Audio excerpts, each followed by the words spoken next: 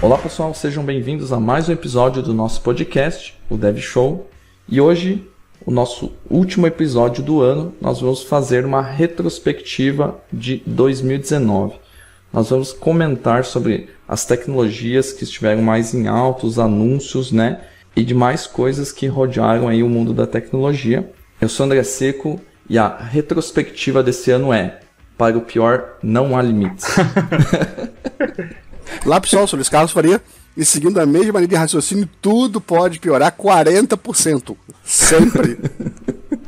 Olá pessoal, eu sou o Erickson da Fonseca e já que o podcast é sobre tretas, chorem enquanto quiserem, Visual Studio é a melhor ideia do mundo. Olá pessoal, aqui é o Renato Groff e este não é um podcast remunerado.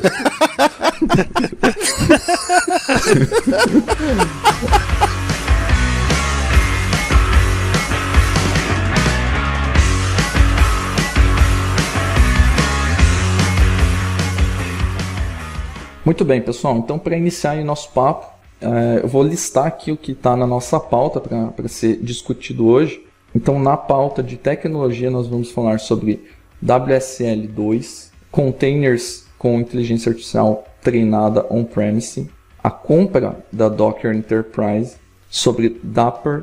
Esse Dapr é o Dapr da Microsoft, aquele de microserviço, né? Exatamente. Para não ter confusão aí com o Dapr micro RM, né? De acesso a dados, né? Isso. Show. Aí nós temos o Microsoft Orleans 3, ASP.NET Core 3, .NET Core 3, consequentemente, né? O anúncio aí, né, previsto do .NET 5. Esse foi uma treta, esse foi um anúncio, foi treta, foi tudo, Gerou né? muita discussão e desentendimento do que é informação correta, o que não é, né? Então a gente vai comentar um pouco.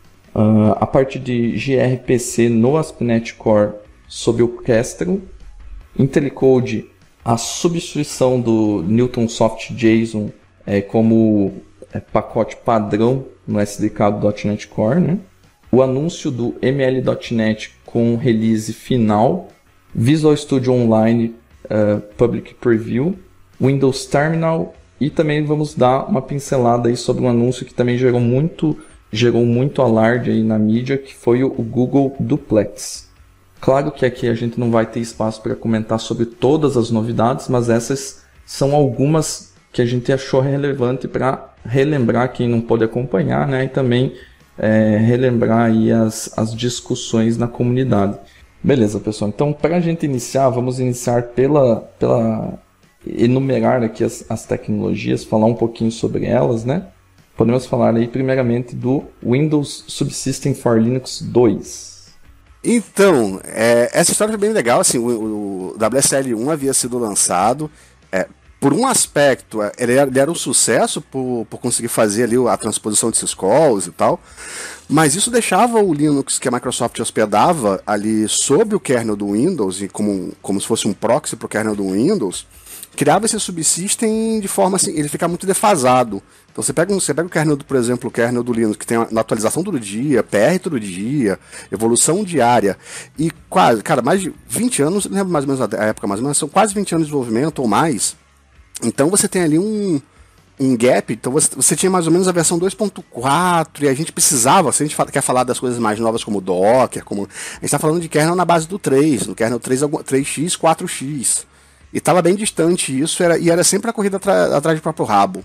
A Microsoft ficado tipo, sai uma coisa nova, a Microsoft tem que correr atrás para implementar, além de correr atrás dos gaps entre as impedâncias de kernels, né, entre o Subsystem e o próprio Windows. Então ela repaginou a ideia e falou, cara, vamos fazer diferente? Vamos hospedar um kernel de fato Linux no Hyper-V, e daí nasce o Windows Subsystem for Linux 2 com outras capacidades. E aí vem a parada legal, tipo, já que ela é dona do Windows, ela é dona do Hyper-V, vamos fazer um modelo de máquina virtual diferente? Então ela nasce também as Lightweight VMs, que é um tipo de VM que a gente tem que é diferente. Essas VMs elas são muito mais simples, elas alocam o recurso dinamicamente, então todo aquele encapsulamento que você queria ter uma VM, você passa a ter menos para poder dar suporte só ao kernel. Então a gente hoje só tem como uso esse tipo de VM para esse kernel. ponto importante, agora esse tipo de VM vai também para o Windows Home. Então o Windows Home também vai ganhar esse tipo de VM. Isso não dá ele o Hyper-V, dá para ele só esse tipo de VM. Inclusive as features no Windows foram separadinhas lá, e você tem agora Hyper-V e esse tipo de VM de nova que tem uma featurezinha lá específica para isso. Mas só o fato de já ter aí algum suporte ao Windows Home também, né, é bem animador, né? Porque hoje, por exemplo, sei lá, você vai tentar usar Docker no Windows Home, a alternativa que dão é usar o VirtualBox e nem sempre dá muito certo, né? Exato, cara. O VirtualBox é a parte de baixo do Docker Toolbox, que é a versão antiga do Docker for Windows. E, cara, é um perrengaço usar aquilo ali. Tem máquinas que rodam e tem máquinas que não rodam. Se alguém tá ouvindo aí, já fica esse alerta caso você tenha o Windows Home hoje, né? Cara, máquina que não roda, eu sou prova viva disso, cara. Muito e muito tempo atrás, eu ia fazer uma entrevista numa galáxia distante. Muito distante, né? Eu ia fazer uma prova de uma entrevista de emprego, cara. Eu tinha que fazer, o final era colocar uma aplicaçãozinha bem simples, mas no final tinha lá os levels de dificuldade, né? Básico, intermediário e avançado. E o avançado era pôr no Docker, que na época o Docker não era uma coisa tão familiarizada. E eu, com o meu computadorzinho Dell velho de guerra lá, fui colocar, era o Windows Home, a hora que eu fui instalar o Docker, não funcionava, né? Porque no Home não funcionava, e aí mesmo com essa treta toda do VirtualBox também não funcionou. Resumindo, entreguei no nível médio e não consegui a vaga de emprego. Frustração eterna. Levarei pro meu túmulo isso. Assim, a gente acompanha as comunidades, cara, a experiência no Docker pra quem não tá com Windows Pro, tipo, é sofrível, tá? É muito ruim, tipo, é aconselhado você não usar, tipo, faz na mão, cara, sobe um Linux, mas não usa Docker Toolbox. Exato, né? Não funciona. É ruim. É ruim. E a gente que já começou a se acostumar com Docker, já começou não, já está acostumado, né? Se você entregar uma máquina que não dá para rodar Docker, porra, a gente se sente meio órfão, né? Exato. Com toda certeza.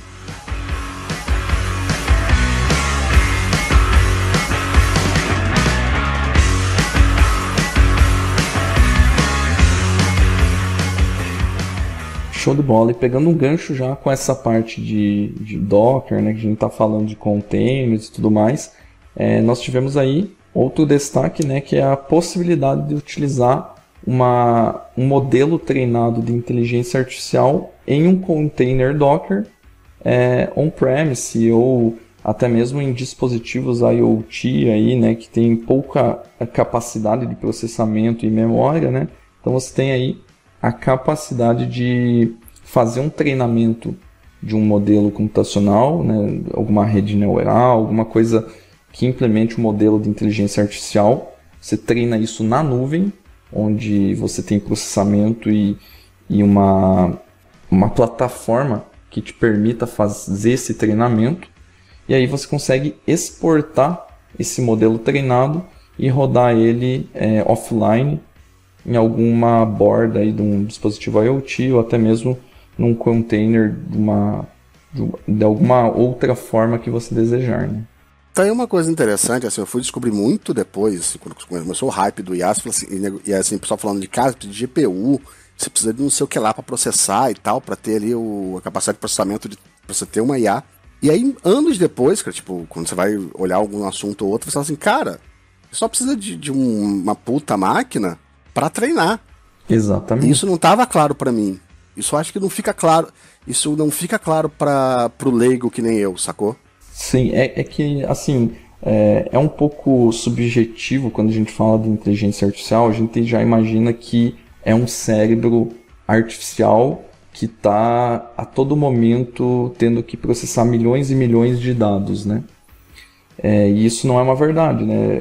Dependendo do modelo que você está usando, para que você está treinando uma IA, para qual problema ela vai resolver, geralmente o modelo que é feito, você faz uma triagem dos dados, né? Você escolhe, limpa esses dados de forma que você tenha uma base consistente para fazer o treinamento, né? Então você imputa essas informações em algum mecanismo que vai fazer o treinamento. Hoje a gente tem aí o Microsoft Cognitive Services, alguns serviços deles, que você consegue fazer o treinamento customizado de algumas informações. Por exemplo, o Custom Vision, né, onde você faz aí o treinamento da parte de visão computacional, né, faz a classificação de N coisas aí, dependendo do seu cenário. E depois que você fez todo esse treinamento, com uma infra adequada, com um poder de processamento adequado também, né, você tem a opção de exportar esse modelo treinado. Se você já brincou com o ML.NET, que a gente vai tratar aqui, você vai estar familiarizado que o modelo treinado gera um .zip. É um arquivo, né? É um arquivo com uma base treinada. Vamos supor que ele seja o cérebro pronto para receber um input, processar e gerar um output, certo? Então, basicamente ele é um arquivo. Ele não pesa, não acontece nada. Ele tem um tamanho estabelecido e você joga isso num container para rodar com Docker e tudo mais, e ele não tem um processamento massivo, né, quando você vai utilizar esse modelo, né, você simplesmente vai passar por um modelo já treinado. Ele só vai reconhecer coisas das quais ele recebeu um input de treinamento, né, então a inteligência dele se limita a isso. Se você quiser incrementar, você basicamente vai retreinar esse modelo e vai fazer um deploy novamente para o container que você está hospedando essa IA treinada. E aí ele vai começar a reconhecer mais coisas. Mas então é um modelo assim, bem parecido com o que a gente tem num deploy de um app normal. A gente codifica tudo em uma IDE, roda teste, faz um monte de coisa. Mas no momento de fazer o deploy, a gente seleciona aí para onde vai, né? Se vai para um app service, vai fazer um deploy diretamente em algum container Docker, e o app simplesmente, né, vai compilar e vai fazer o deploy, mas você não vai ter acesso ao código que você escreveu, ele vai estar pronto para ser executado. Então dá de fazer uma analogia mais ou menos dessa forma.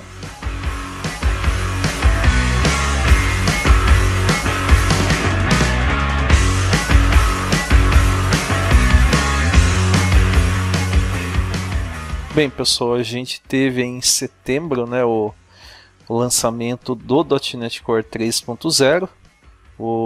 Os primeiros previews ainda saíram no ano de 2018, né? A gente fez lives no canal .NET, mesas redondas no canal Code Night, então vale a pena vocês acessarem, né? No meu blog tem humildemente alguns materiais, né?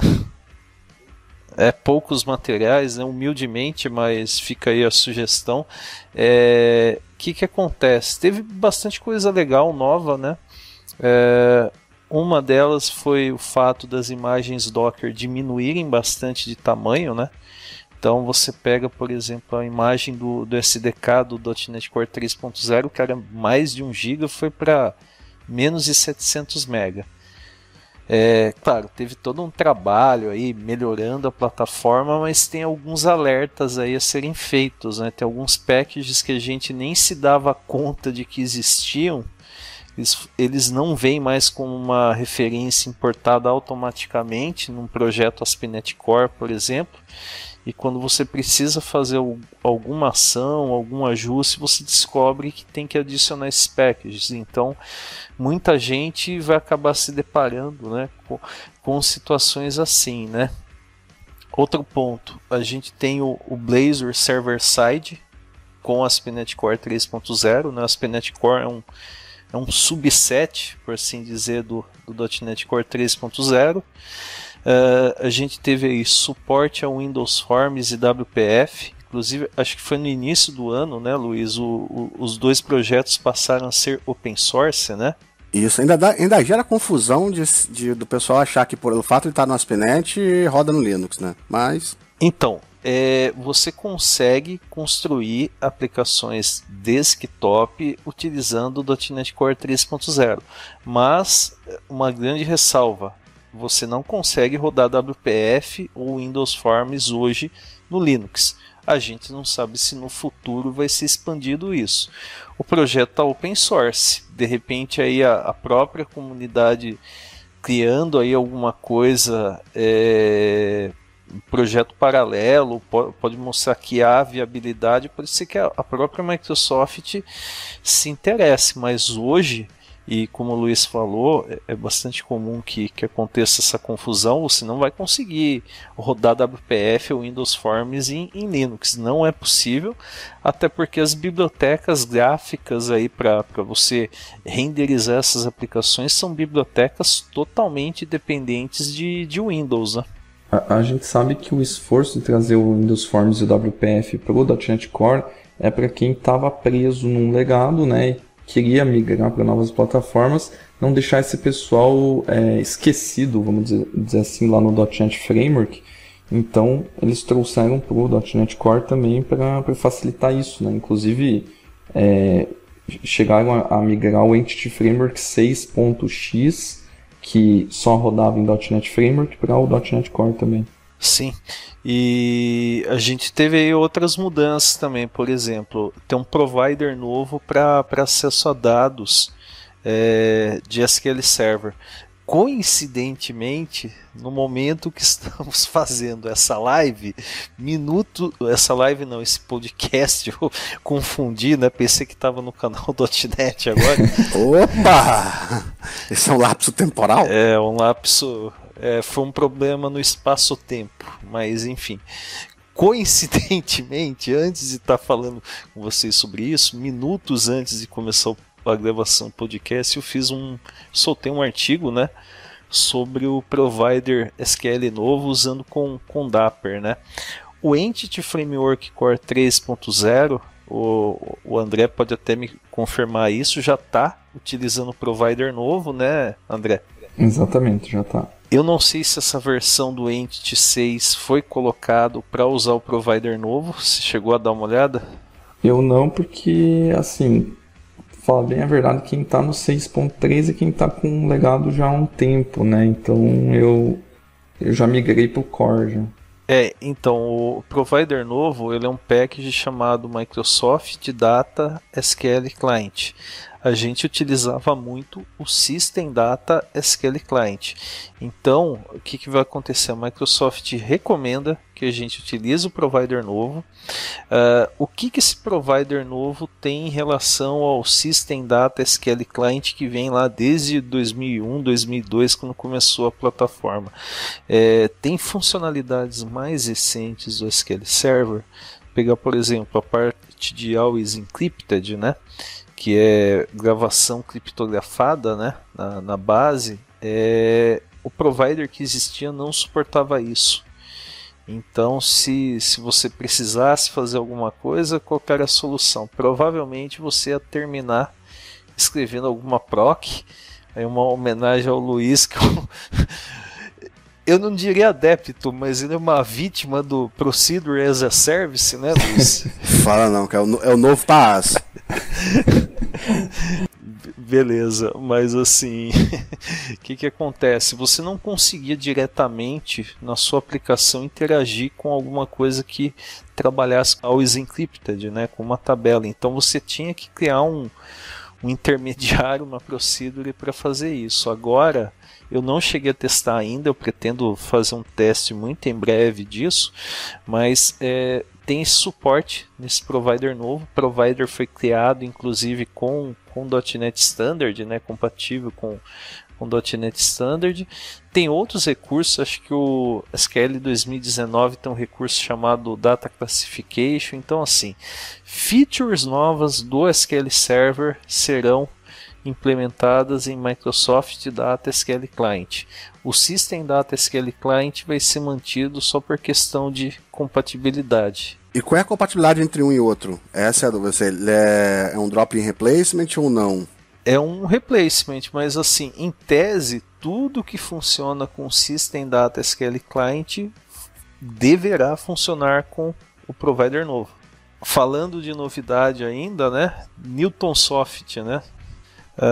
A Microsoft lançou também um provider JSON novo, né? Ela já tinha falado isso no ano passado que o Newton Soft não seria mais o provider default, né? Então, o que acaba acontecendo na prática? Esse provider novo, né, o namespace dele é o systemtext.json. Você vai ter lá uma classe chamada JSON Serializer que faz aí o trabalho para você de serialização, desserialização, além de outras classes auxiliares, né? Tem a JSON Serializer Options que você consegue configurar como que vai ser gerado um JSON, como que você vai manipular dados no formato JSON. Então é mais uma novidade que a gente tem aí. Tá com alguns probleminhas, né, Luiz? Acho que você também testou, você viu no GitHub que tem algumas coisas, né?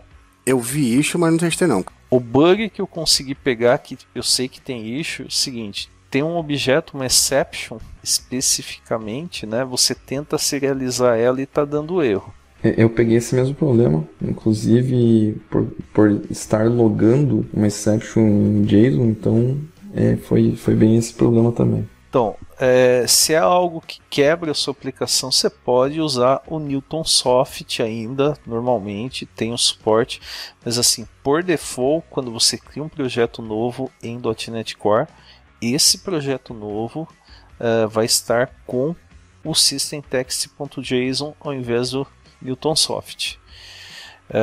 Então tem isso também, foi uma mudança grande.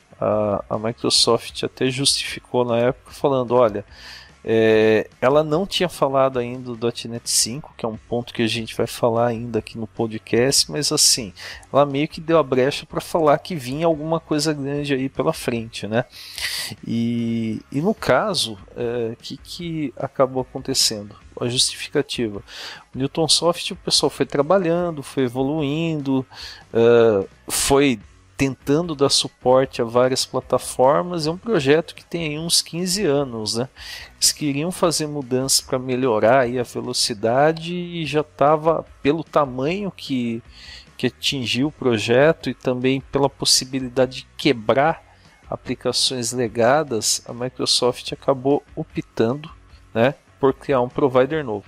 Inclusive, o criador do Newton Soft hoje trabalha na Microsoft, né? Inclusive ele cuida do gRPC, parte da documentação que eu submeti alguns PRs, inclusive era ele que aprovava, ele que discutia, enfim, ele tá à frente disso. Quer falar já de gRPC, Luiz? Aproveitando o gancho. Quero voltar só na parte do Newton Soft, que tem um ponto interessante. Tem uma mudança no ASP.NET Core 3, que é a parte de memory e spam. E isso envolve toda a capacidade de leitura de streamings. E o streaming que eu estou falando é o stream mesmo, o sistema é o stream, chunk de dados. Isso aumenta a velocidade do web server, aumenta a velocidade de acesso a dados. Toda a parte de cópia de memória ela é feita agora diferente. E a manipulação de strings longas também segue o mesmo princípio. Então você tem ali um puta avanço quando você fala não só da parte do web server, onde a gente está mais rápido com o Kestrel, e também agora na parte de serialização. Então tem muito a ver com esse novo span de T, memory, que são elementos novos que chegam aí, e mais tarde vão dar suporte a outros caras que estão lá no gRPC. Acho que já é bom para ancorar e já falar de gRPC, né? Sim, manda ver. E aí entra o gRPC como uma alternativa. Quando vem um anúncio do ASP.NET Core 3, vem o gRPC como uma recomendação direta para os órfãos do WCF.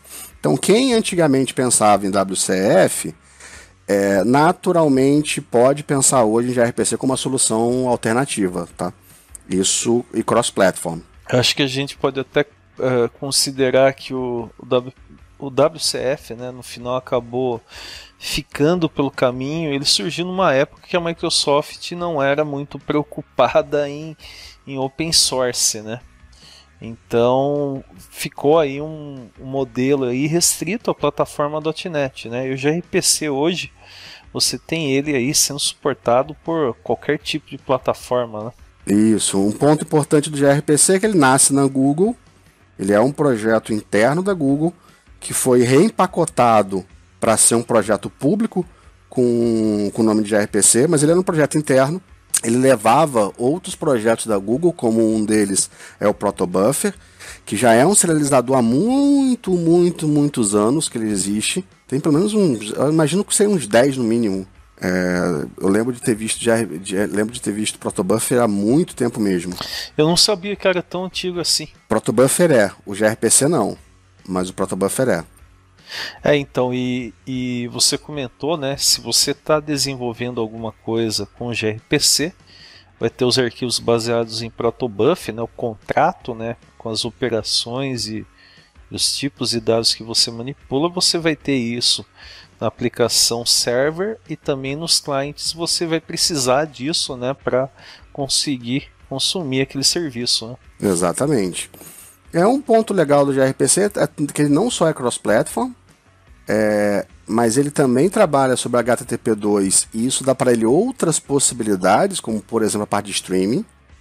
E é um tipo de protocolo que a gente tá vendo muito uso. A gente vê o uso interno, por exemplo, no Docker, a gente vê o uso interno no Kubernetes, a gente vê muita solução que precisa de alta performance usando ali internamente para poder fazer as suas comunicações, mesmo na mesma máquina, mas entre tecnologias e standards que não se falam. Então você tem, por exemplo, um elemento como Containerd que você consegue operar via gRPC, então você tem muita coisa legal acontecendo, sendo usado para você entregar interoperabilidade e de APIs, sem HTTP, sem a ideia de que você está falando de uma API REST, uma API que você chama, enfim, via um curl. Foi falar do Blazor, né? A gente tem um outro template que é o Worker Service, né? Se precisar implementar um job, uma rotina de processamento contínuo, né?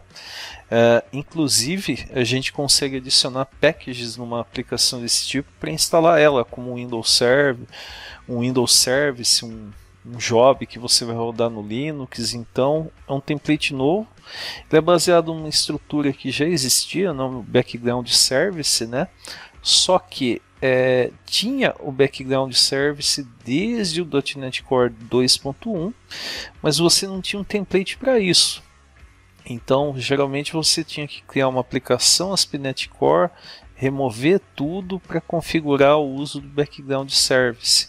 Agora você já tem um template adaptado para isso. Acho que para finalizar, né, vocês estão lembrando de mais alguma coisa?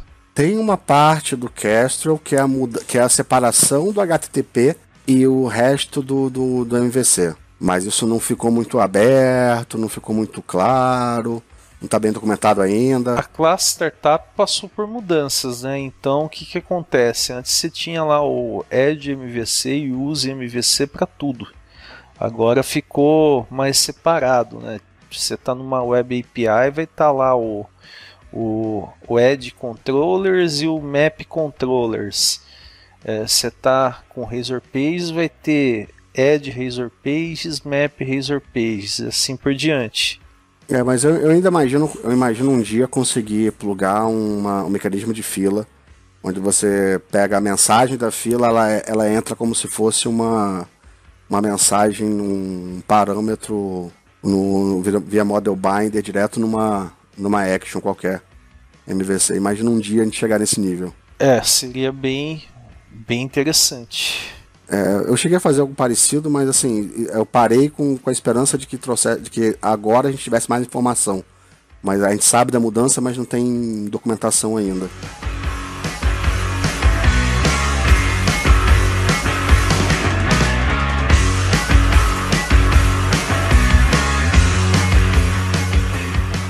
Bom, puxando um gancho aí, falando ainda de .NET, nós já tínhamos uma forma de escrever algoritmos de machine learning para .NET, né? Antes de 2019, ele foi lançado em 2018, se não me engano, que é o ML.NET, certo? Para quem nunca ouviu falar o que é isso, de forma bem rápida, ele está aproximando os desenvolvedores do .NET do mundo da ciência de dados, do machine learning e da IA. Então, o que você é capaz de fazer com o ML.NET? Você tem um cenário específico, já começa daí, né? Você está implementando algo utilizando um framework, mas para um cenário específico seu, onde você pode fazer diversas coisas, como classificação de uma determinada coisa em várias categorias, classificação de uma determinada coisa em duas categorias só sim ou não, ou que seja uma classificação binária no caso, né?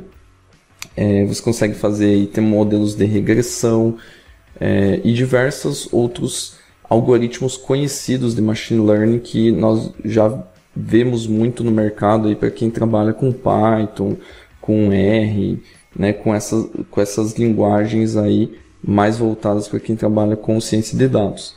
Então, o framework ele não prevê, e eu costumo falar sempre isso, não prevê substituir o papel do cientista de dados. Isso nunca vai acontecer. Você vai precisar sempre do cara que faz a curadoria dos dados, organiza, limpa, deixa eles prontos para treinar, certo? Então isso não vai mudar. O ML.NET ele traz um mecanismo, né, uma engine, que você consegue imputar esses dados num código que você vai desenvolver usando o framework, e lá ele te oferece vários algoritmos prontos de machine learning para você treinar esses dados, certo? Para gerar uma base de conhecimento para ser usada no futuro. Então você, por exemplo, quer fazer a classificação aí de fornecedores baseado nos itens que eles vendem para seus clientes. Então você tem aí um cenário de multiclassificação baseado em várias categorias, correto?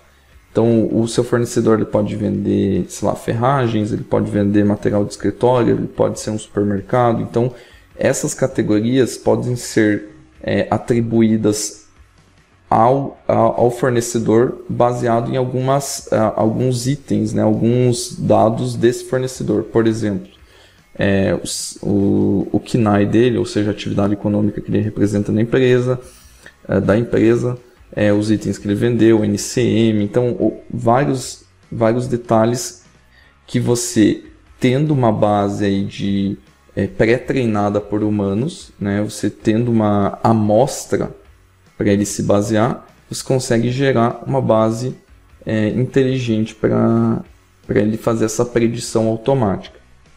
Então, assim, é o que a gente já vê hoje, né, no mundo aí da inteligência artificial, né? Você vai ensinando o seu modelo com exemplos que você admite que estão corretos. Você vai ter esse primeiro trabalho para fazer, certo?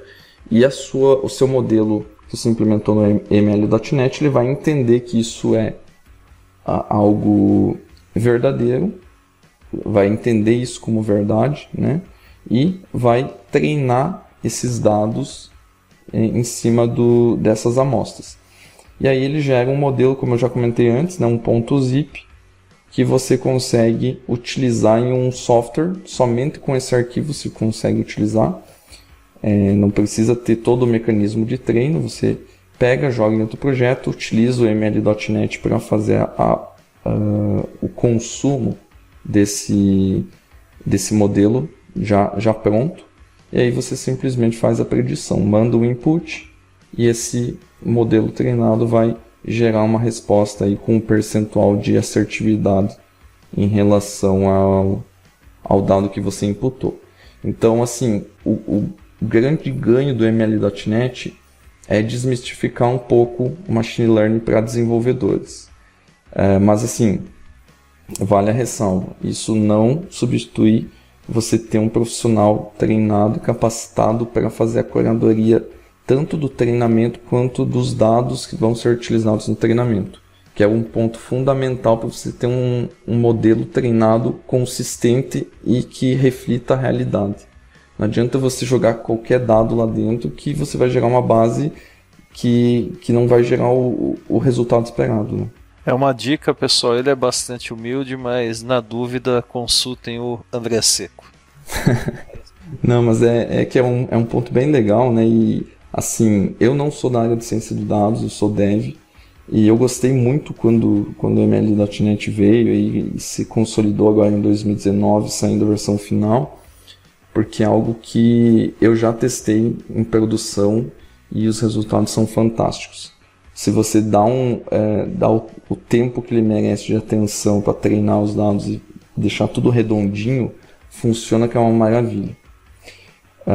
E só para finalizar, em relação ao ML.NET ainda, eles lançaram o AutoML, que seria uma ferramenta, uma ferramenta mesmo, né, do próprio ML.NET, que você consegue jogar uma série de dados, né, organizar isso em uma tabela, por exemplo, e através de uma linha de comando do ML.NET CLI, você manda ele testar vários algoritmos de machine learning para encontrar qual que é o melhor no cenário descrito pelos seus dados que foram inputados. Então, se você tem lá, 10 mil inputs de dados relacionados a esse mesmo exemplo que eu dei anteriormente dos fornecedores, ele vai testar vários algoritmos que ele tem pré-implementado dentro do ML.NET. Ele vai falar, esse ou o outro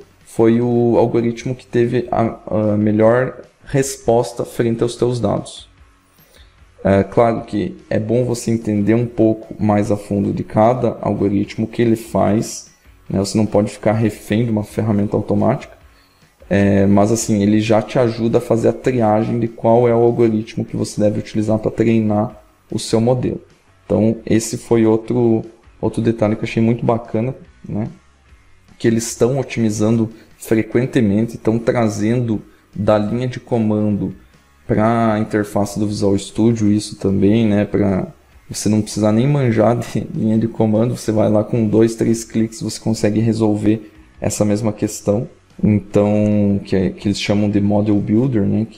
Que você consegue instalar no Visual Studio e fazer essa triagem de algoritmos. Então, cara, a parte de inteligência artificial está crescendo bastante, a gente vê aí questão de vagas e até o próprio mercado de desenvolvimento, né? Todo mundo tem que ter um pezinho na IA, pelo menos conhecer, né? Tá virando uma área muito importante aí para você que está querendo entrar no novo ano aí estudando também. O que a gente tem assim de oportunidade de uso que assim sei lá, um exemplo, a gente tem aqui no Brasil, assim, eu acompanho alguns grupos de discussão e vejo, por exemplo, o RP é o que mais, assim, a quantidade de devs que trabalham em algum tipo de RP é o maior que, assim, disparado é o maior tipo de projeto que a gente vê aí rodando. O que a gente pode num RP, e aí tô usando um exemplo hipotético, né, usar uma IA, por exemplo? Cara, depende muito da abertura do ERP. Dentro não sei se seria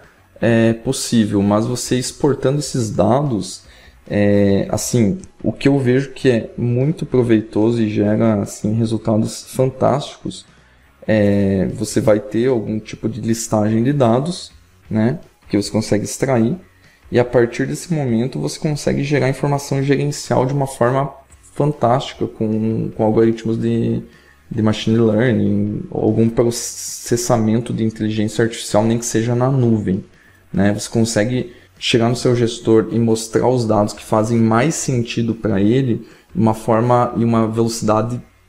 Assim, você não vai chegar para o seu gestor e vai mostrar uma tabela cheia de dados, né? Ele vai falar, beleza, transforma isso em gráfico. Então, você tem Power BI, que por trás dos panos aí usa algoritmos de inteligência artificial. Você tem o próprio ML.NET com um cenário mais específico que você precise realizar algum tipo de treinamento em cima desses dados.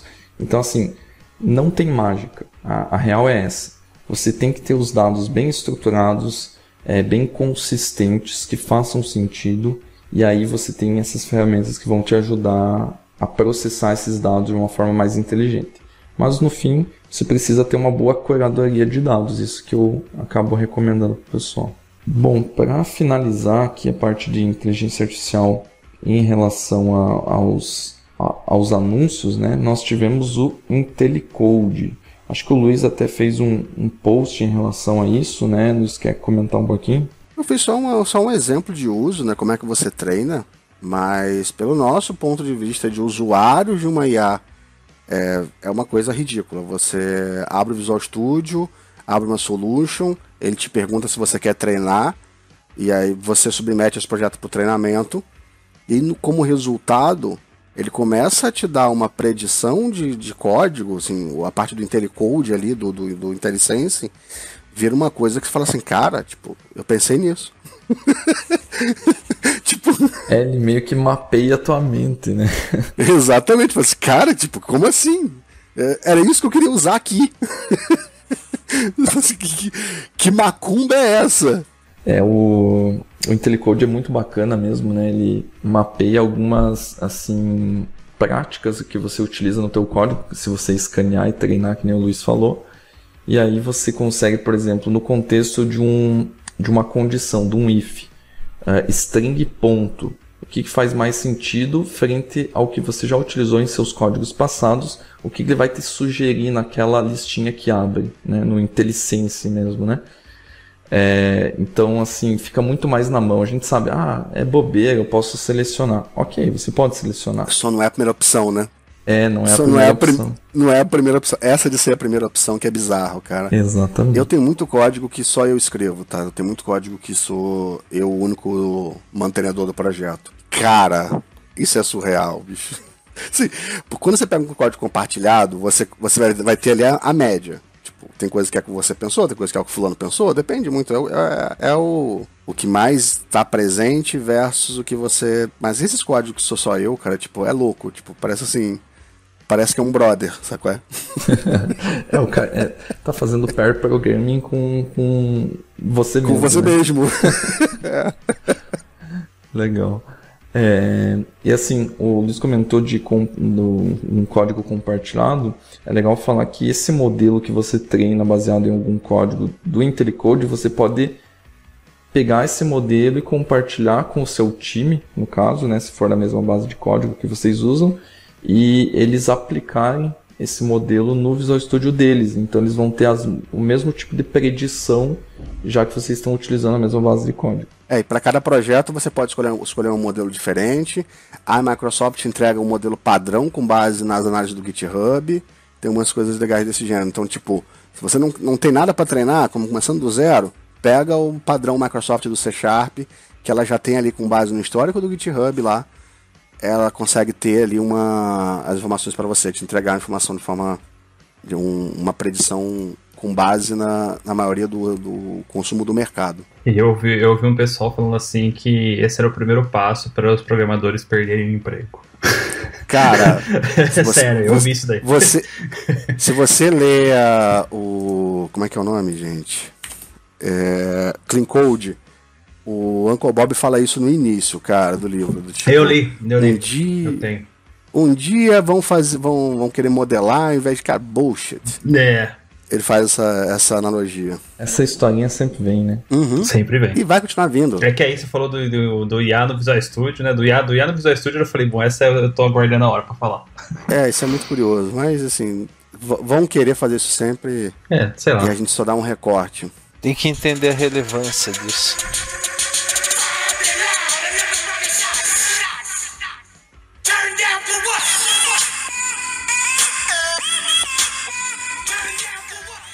Beleza, pessoal. Windows Terminal. A gente estava habituado com o CMD, com o PowerShell, e agora vem um cara a mais que é o Windows Terminal. O que vem a ser o Windows Terminal? Uma nova interface para terminais. Então, se você pega a arquitetura do terminal, cara, é uma coisa bem complexazinha. Então, porque você tem ali um terminal, que é uma IDE, que expõe ali a forma de você interagir com uma linha de comando, e por baixo você tem os providers, que são ali diversos, e isso foi separado, ficou uma interface muito legal, com um tab. Então deu uma repaginada toda a interação com linha de comando no Windows, deu uma repaginada muito legal, está disponível na Microsoft Store, então você consegue baixar isso direto do Windows, e cara, é uma experiência muito legal. E para quem já estava usando o CMDR, tem uma experiência, você já está habituado com uma coisa diferente, que não é nem o CMD nem o PowerShell, e a experiência ela é ainda melhor. Vale muito a pena dar uma olhada no Windows Terminal.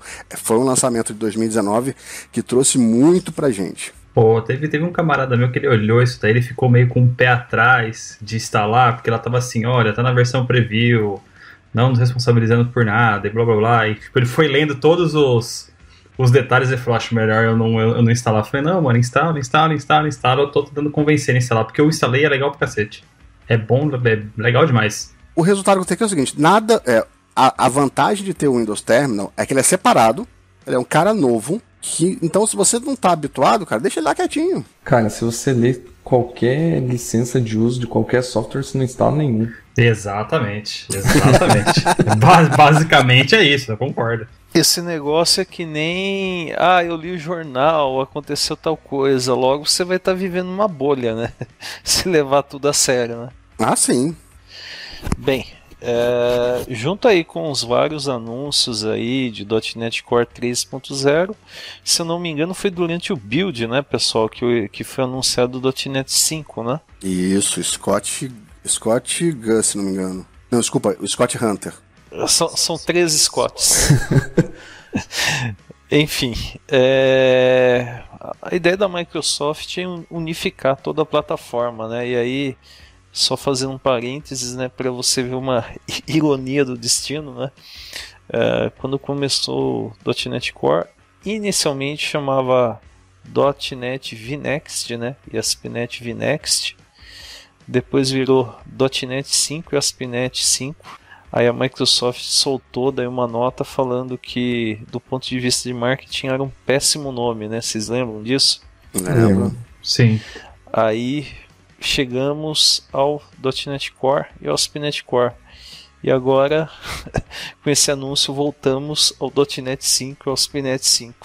O nome .NET 5 tinha o problema de parecer continuidade, enquanto na verdade era um reboot. Sim. E o que a gente tira de lição de tudo isso? Que a Microsoft não sabe dar nome para as coisas, né? Não, cara, ela é muito ruim em comunicação, cara. Ela mesma já falou isso. Já admitiu isso. O que não tá claro, tá, cara? Não tá claro se o .NET 5 ele é só um nome. Então ele é só um nome que você continua tendo Mono, tendo .NET Core, tendo tudo isso, só que só repaginado com outro nome de .NET 5. Que eles continuam sendo fisicamente elementos separados. Não tá claro se eles vão unificar a base de código para ser uma coisa só. Tudo isso tá nebuloso. Então, assim, não sabe se o Mono vai estar junto, não sabe se o .NET Core vai estar junto do .NET Framework. O .NET Framework a gente sabe que tá morto, mas assim, dá a entender, ela leva a entender coisas que talvez não vai ser bem assim. Eu acho que ela nem teve, assim, o intuito de deixar isso tão claro, porque eles estão focando no .NET Core mesmo. Na época estavam anunciando aí o .NET Core 3, né? E está previsto para 2020 o .NET 5, né? Mas ainda assim gera a esperança, assim, existe muita esperança de desenvolvedor do .NET Framework, de rodar Web Forms em um outro lugar que não seja o .NET Framework. Principalmente no Linux.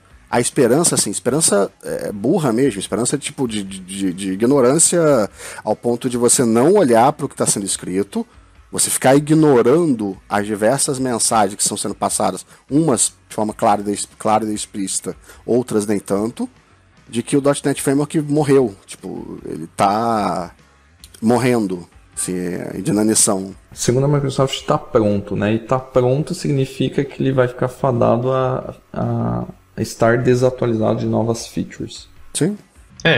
Eu sei que no 5 o WebForms já era, né? Ele vai ser removido, né? Na verdade, assim, o WebForms, WCF são tecnologias que ficaram ficando para trás. No caminho, né? Sim, ficaram do .NET Framework. Cara, e assim, tipo, você não pode ser viúva de tecnologia, né? Você tem que dançar conforme a música. Exato, você tem que seguir conforme as coisas vão evoluindo, e a gente sabe que o WebForms, quem é viúva aí do WebForms, não deve ter o menor, assim, apreço pelo WebForms, porque quem já fez algo um pouco mais moderno aí com o ASP.NET Core sabe que o WebForms é ruim pra cacete, né? Ajax contra o Toolkit, quem nunca se lembra disso? Então, vocês falaram de WebForms, tem as viúvas mesmo das tecnologias que foram para as profundezas, né? Tipo o Silverlight, né? Silverlight, verdade. Cara, teve o seu valor, tipo, o WebForms teve o seu valor na época que ele tava, né? Agora já esquece, parte para outra.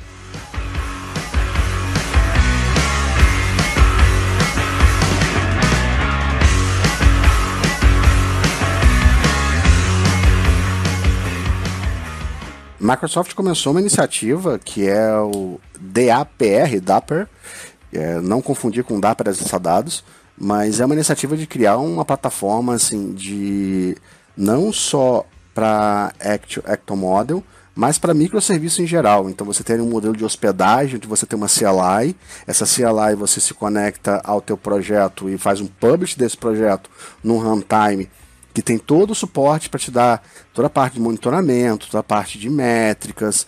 Então você tem ali uma abstração para o modelo de deploy, uma abstração para o modelo de hospedagem. Ainda é um modelo muito incipiente, muito recente, não vale a pena botar em produção, nada disso.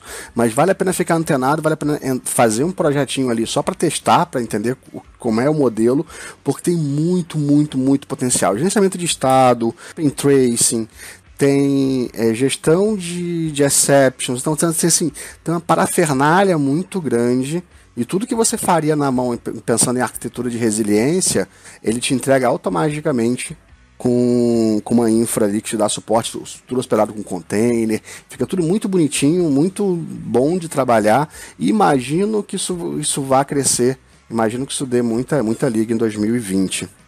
Tem muita coisa aberta aí para 2020, né? E é um cenário bem animador, né? Vem bastante coisa, abre muitas possibilidades pra gente também. E além do Dapper, a Microsoft faz a release também do Orleans 3, já sobre o ASP.NET Core 3. E tem novidade no Orleans para as próximas releases, provavelmente a gente vai ver o uso de gRPC para comunicação interna. Para quem não conhece o Orleans é uma plataforma de Actor Model, exclusivamente Actor Model, diferente do Dapper. O Dapper é mais misto, você pode usar Actor Model, pode não usar, pode usar mais modelo de serviço, então você tem ali os dois tipos de publicação, mas já quando a gente fala do Orleans, a gente fala exclusivamente de Actor Model. Então a gente tem um modelo bem interessante para trabalhar, um modelo que suporta o Halo, por exemplo, o Halo 4 ou 5, se não me engano, mas além disso oferece ali um modelo muito rico para você trabalhar com diversos com um modelo bem diferente de Actor Model, com implementação Microsoft, no jeitão Microsoft de facilitar a vida, enfim, é muito interessante. Ainda tô vendo ainda como trabalhar com ele, tô fazendo teste, criei um projeto de demo, mas não peguei a fundo, mas é uma release legal aí que saiu esse ano. Então, pessoal, na linha também de outras novidades, tem o lançamento do Visual Studio Online, que é uma versão, a gente entende como uma versão, por exemplo, do VS Code hospedada na nuvem, com uma plataforma ali, com runtime tudo acontecendo na nuvem, e parece uma oportunidade muito legal para times, para treinamento, como o Renato havia falado aqui em off. E conta aí, como é que seria essa de treinamento, Renato? Não sei, de repente, sei lá, você faz algum treinamento que envolva um hands-on, vale a pena você usar a versão online por conta de fulano não está com uma máquina legal, não conseguiu instalar, deu problema, então você ter algo online acaba facilitando demais a vida, né? É uma oferta paga, né? Então não é gratuito, assim, e fica tudo hospedado, você opera via navegador, via o próprio browser, mas o que a gente sabe sobre ele? Cara, é que eu tenho uma dúvida que eu tô tentando procurar aqui, na verdade. Será que quando você vai fazer um arquivo, sei lá, algum código C# nele, ele compila tipo em ponto .csx, que é aquele arquivo de script do C#, tipo igual quando você cria o measure function pelo portal, que ele gera um CSX e ele executa dali. Será que esse cara online ele faz a mesma coisa? Ou será que não? Não, ele não é, pelo que eu sei, ele não é um... Como é que é o nome dele, gente? Ele não faz isso no browser. Ele faz isso no servidor. Então, com certeza, ele roda normal como se estivesse na sua máquina, então. Entre aspas. O que acontece de forma legal, tá? Você tem os providers, como é que é o nome dos serviços? O serviço de linguagem do Visual Studio, do VS Code. O VS Code está crescendo muito, né? Então, o serviço de linguagem foi uma forma genial deles implementarem serviços externos que implementam as árvores aquela análise da linguagem para entregar para a IDE uma informação do tipo, o que está acontecendo agora? para poder facilitar no IntelliSense, facilitar no build, naquela parte de erros e warnings ali. Então ficou um desenho muito fluido que permite essas loucuras, como você ter o Visual Studio hospedado direto no browser. E parece legal. Basicamente ele roda no Azure, né, com certeza. Eu tô vendo aqui, ó. Você vai escolher uma subscription do Azure. Olha só que interessante. Aí você vai criar um resource group no Azure. Aí você pode escolher 4 regiões: East West, Southeast Asia, West Europe e West West 2. E é isso aí. E só cabota. Basicamente é o que eu tô vendo na documentação. Então você tem que ter uma subscription do Azure para fazer a coisa andar aqui. Show, mas eu achei bem legal até essa questão que o Renato falou, né, de uma oportunidade de utilizar em algum ambiente onde você tem várias pessoas que talvez não tenham um setup para utilizar o Visual Studio instalado na máquina, ou te pegue de surpresa e você precise fazer alguma alteração em algum código, né? Talvez a sua opção seja utilizar uma ferramenta online, e eu acho que é meio que para isso também que ele nasce, né? Para cobrir um pouco essa lacuna aí que existia aí também. Gente, olha a possibilidade do cara. Imagina que você tem uma aplicação com seus 40 milhões de serviços, ou microserviços, se preferir, e você precisa fazer um debug de um. Olha a oportunidade de fazer um debug online. Pergunta first. Não sabemos como chegamos a esse microserviço. Mas por isso que eu chamo de serviço, eu evito chamar de micro, porque depende do cenário. Mas imagina o cenário de você conseguir fazer esse debug ali. Então você tem uma oportunidade muito legal aí para a Microsoft de evoluir essa plataforma para poder chegar nesse ponto. E já está no Azure, já tem o código ali, você consegue hospedar ali dentro, fazer uma rota para um serviço específico seu tá sendo debugado. Então você tem N serviços acontecendo ali, uma flag diferente faz aquilo cair para você, ou de forma que você consiga fazer um retry ali, tentar reprocessar aquilo ali para poder corrigir alguma coisa. Tem oportunidade legal aí. Sim, você já tem esse cenário dentro do Visual Studio, onde você consegue fazer um attach do processo que está rodando na nuvem, né? Então, estando as duas pontas na nuvem, tanto o serviço que está rodando quanto a sua IDE, né? Então fica mais fácil, eu acredito. Porque para um cenário específico desse de serviço, só tem que desfazer uma rota dado um parâmetro. Então um parâmetro qualquer faz isso cair no teu modelo de debug, que está do lado do modelo de produção, e esse modelo de debug é onde você vai realmente acertar a coisa.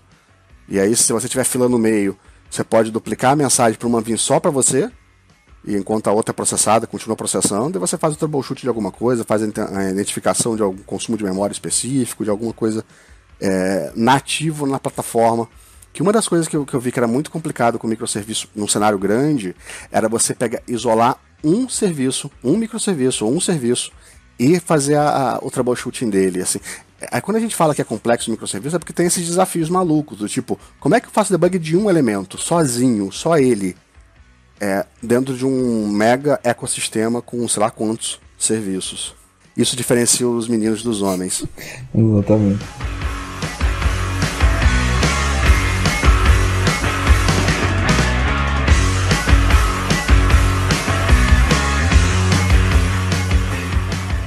Bom, pessoal, a maioria dos anúncios que a gente falou aqui, dessa retrospectiva, envolve tecnologias Microsoft. Alguns são aí, compartilham, estão no mundo Microsoft também, mas não são exclusivos. Mas assim, teve um anúncio que gerou um barulho muito grande aí na comunidade, né, e na mídia como um todo, né, que foi um anúncio do Google no evento do próprio Google, né, o serviço chamado Google Duplex. Cara, para quem viu isso na apresentação, é algo sensacional, né, que à primeira vista aí é algo muito mágico. E o que seria esse Google Duplex? Uma IA, né, assim, resumindo a grosso modo, que consegue, um assistente seu, que você consegue pedir para ela, por exemplo, agendar um horário no cabeleireiro, que foi uma das demos que eles fizeram lá, e esse próprio sistema, esse Google Duplex, consegue ligar para esse estabelecimento, conversar com o atendente de uma forma assim muito natural. É uma conversa mesmo, a gente pode classificar como conversa, porque não tem nada de robótico naquilo, são vozes assim muito reais.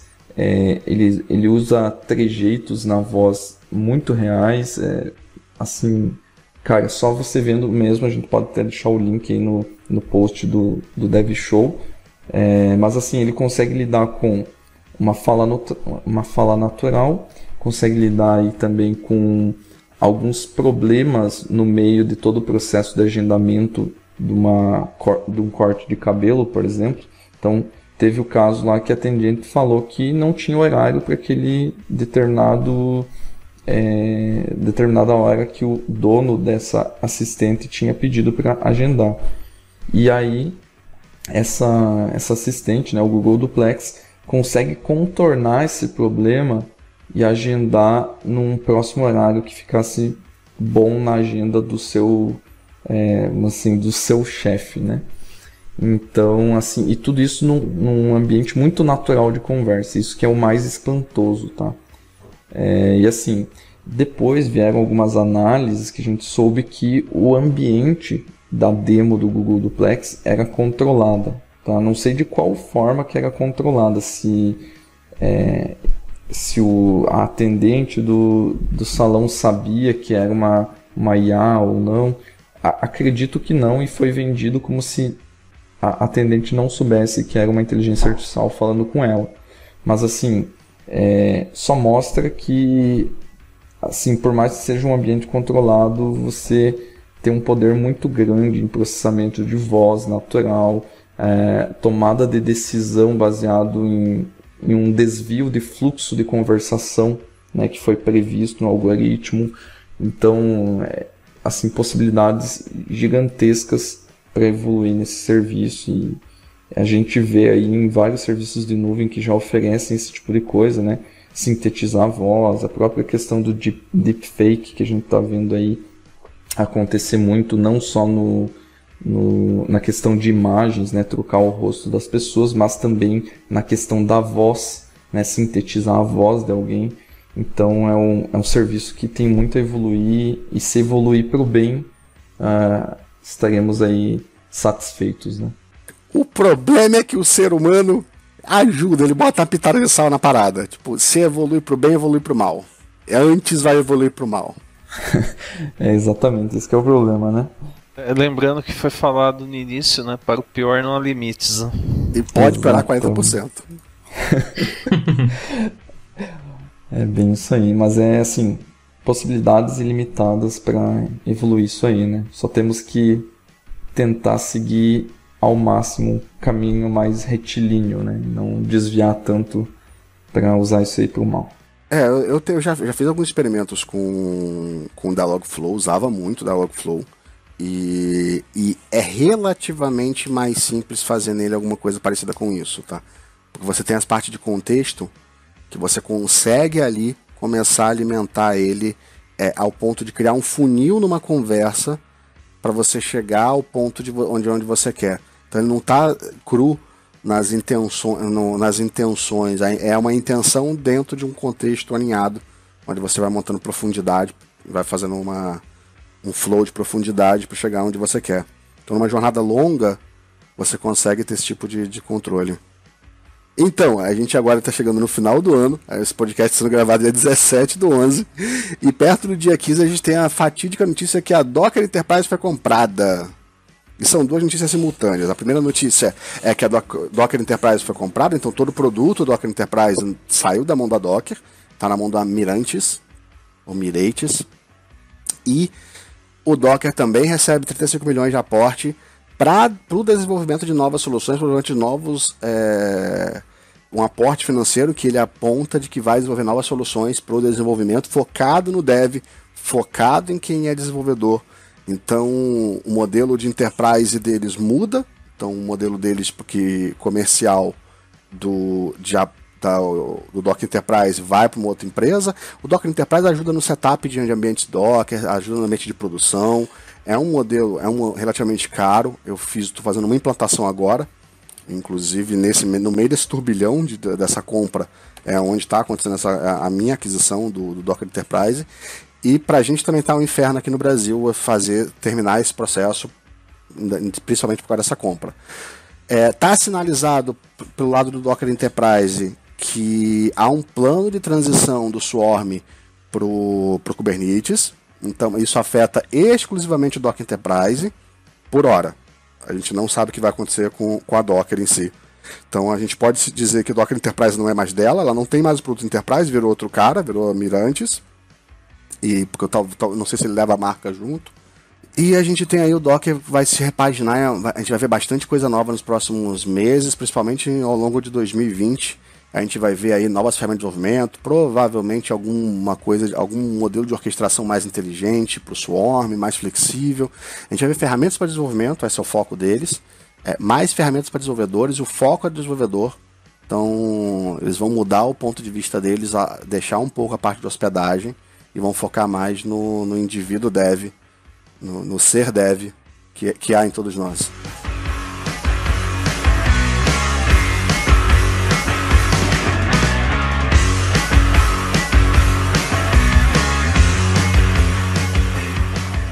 Muito bem, pessoal. Então esse foi o nosso episódio da retrospectiva 2019. Os assuntos aí que aconteceram, que foram mais relevantes e que a gente conseguiu trazer de uma forma resumida aqui sobre tecnologia, programação, um pouco mais voltada aí tecnologias Microsoft. A gente espera que vocês tenham gostado.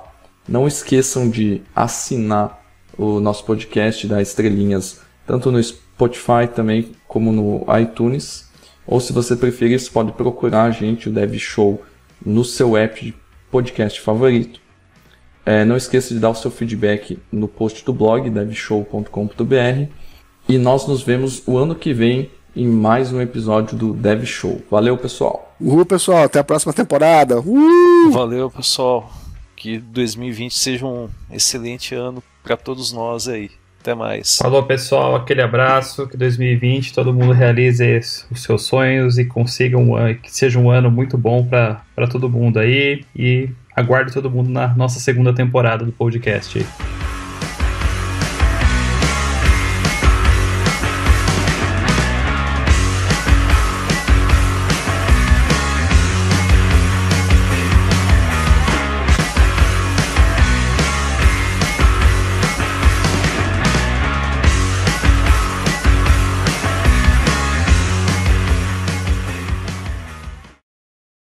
Porra, a gente não falou de amador remunerado. O que tinha mais, gente? Irrelevância. Notification pattern. Microservice first. Esse aí é o do... Cara, essa treta foi foda, cara. Monolíticos escalam? Essa é a pergunta. Cara, essa também foi bizarra, meu irmão. 2020 promete, hein? Novas tretas. Sempre. Porra, muito treta, cara. Essas tretas foram sensacionais. A gente tem que comentá-las aqui um dia.